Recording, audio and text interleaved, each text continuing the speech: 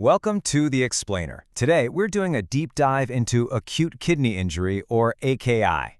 Now, this is a really high-stakes condition, and if you're a nursing student or a new nurse, understanding how to spot it and what to do about it is absolutely critical. We're talking life or death stuff here. Okay, let's jump right in with a clinical question to get your brain working. When a patient has an acute kidney injury, we know their urine output often tanks. But what's the key lab value that starts to climb, telling you the kidney's filtering ability, its GFR, is also failing? If you're thinking serum creatinine, you are absolutely right, and we're about to explore exactly why that is. So here's our game plan for today. We're going to start with the basics. What even is AKI? Then we'll break down the different types and what causes them. From there, we'll get into your role in assessing a patient, cover the key nursing interventions, and we'll wrap up with a spotlight on a really dramatic cause of AKI, rhabdomyolysis. All right, first section. Let's lay the groundwork and make sure we're all on the same page. What exactly is acute kidney injury? The most important word on this slide is acute. This is a sudden, rapid loss of kidney function. It happens over hours or days. This isn't a slow burn like chronic kidney disease. This is a full-blown medical emergency. And those two signs, creatinine going up, urine output going down, are your big red flags. And here's why it is so serious. For critically ill patients who develop AKI, the mortality rate can be as high as 60%. That number is staggering. It's not just a statistic. It shows why your sharp assessment and quick interventions aren't just part of the job. They are literally life-saving.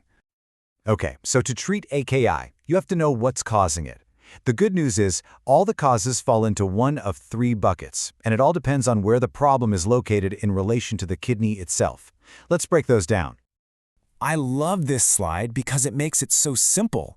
Just think, is the problem before the kidney, inside the kidney, or after the kidney? Prerenal is a perfusion problem, not enough blood getting to the kidneys. Intrarenal means there's direct damage to the kidney tissue itself. And postrenal, that's a plumbing problem. Something is blocking the urine from getting out. Okay, here's a classic clinical question you will face on the floor. Your patient is showing signs of AKI. How do you figure out if the kidneys are failing just because they're thirsty, or if the kidney tissue itself is actually damaged? And the answer is a fundamental nursing action, the fluid challenge. As ordered, you'll give a bolus of IV fluid. Now watch what happens. If the urine output picks up and the creatinine starts to trend down, you've pretty much confirmed it was prerenal. The kidneys just needed more fluid. But if you give the fluid and nothing really changes, that points you toward an intrarenal problem, meaning the kidney tissue itself is likely the issue. So let's see how that fluid challenge builds right into your overall assessment. You suspect AKI. What labs are you looking at, and how do you figure out just how severe it is? Okay, you have to know the difference between these two terms. Azotemia is just the lab finding. You see on the chart that waste products like BUN and creatinine are building up in the blood. That's it. Uremia, on the other hand, is when that buildup gets so bad that the patient starts showing symptoms. They feel sick, tired, nauseous, maybe even confused. So think of it this way. Uremia is azotemia plus the patient feeling sick from it. So how do we grade the severity of the injury? Well, we use standardized systems, like the RIFLE criteria you see here.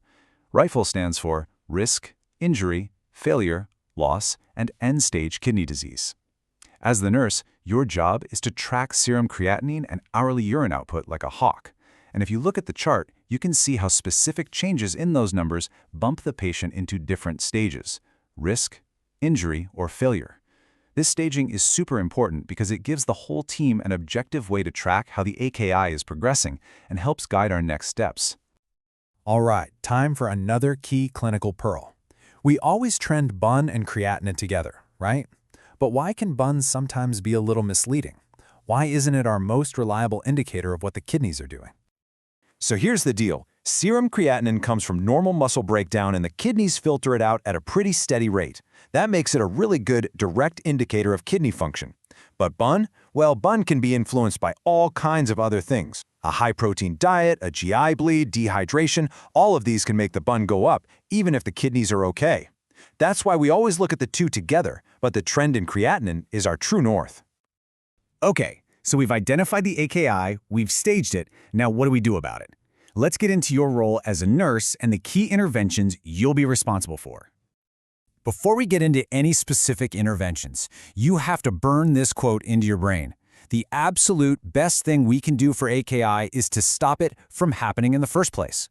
That means you're always on the lookout for at-risk patients, people who are septic, getting IV contrast, or taking certain medications, and you're doing everything you can to protect their kidneys.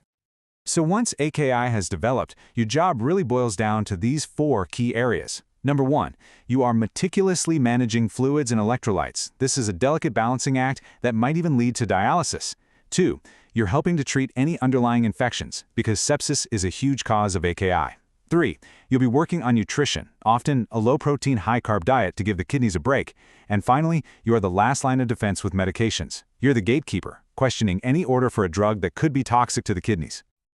Okay, to wrap this up, let's put everything together and look at a really dramatic cause of intrarenal AKI, rhabdomyolysis.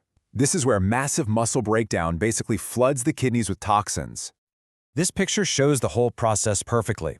It all starts with a huge muscle injury, maybe from a car crash or even extreme exercise. The damaged muscle cells burst open and release a protein called myoglobin into the bloodstream. This myoglobin then travels to the kidneys, where it's actually toxic to the kidney tubules. It clogs up the whole system, causing a severe intrarenal AKI. And the classic sign you'll see is that very distinct, dark, Coca-Cola-colored urine. So what is our number 1 priority here? It's simple. Fluids. Fluids and more fluids. The goal is to give massive volumes of IV crystalloids to try and flush all that toxic myoglobin out of the kidneys before it can cause permanent damage. We want to force a really high urine output. Now for a final critical thinking question that ties it all together. While you're pouring in all those fluids, what is the one electrolyte you have to watch like a hawk, and why is it so important? The answer is potassium. See, muscle cells are packed with potassium. When they get destroyed on a massive scale, like in rhabdo, all of that potassium floods into the bloodstream, leading to severe hyperkalemia. This is a true emergency, because high potassium can cause fatal cardiac dysrhythmias and even cardiac arrest. It's why you're constantly monitoring their potassium level and keeping a very close eye on their cardiac monitor. And that brings us to our final, and honestly, our most important takeaway. We've seen how dangerous AKI is. We've seen how complex the care is. So, what is the single most important thing a nurse can do? It's getting ahead of the problem. It is vigilant, proactive monitoring, tracking that urine output every hour, watching the lab trends, and identifying those at-risk patients so you can spot the earliest signs of trouble before it spirals into full-blown kidney failure. That is where you, as a nurse, make the biggest possible difference.